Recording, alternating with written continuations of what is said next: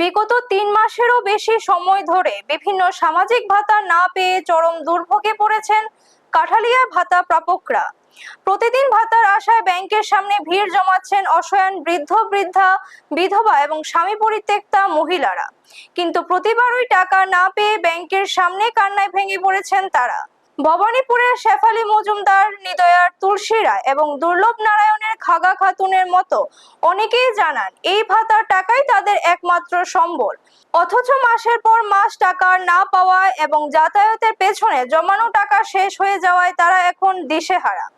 এই বিষয়ে ব্যাংকের ম্যানেজারের সাথে যোগাযোগ করা হলে তিনি জানান যে টাকা এখনো অ্যাকাউন্টে ঢোকেনি। এর কারণ জানতে তিনি উপভোক্তাদের সমাজ শিক্ষা দপ্তরে যোগাযোগ করার পরামর্শ দেন।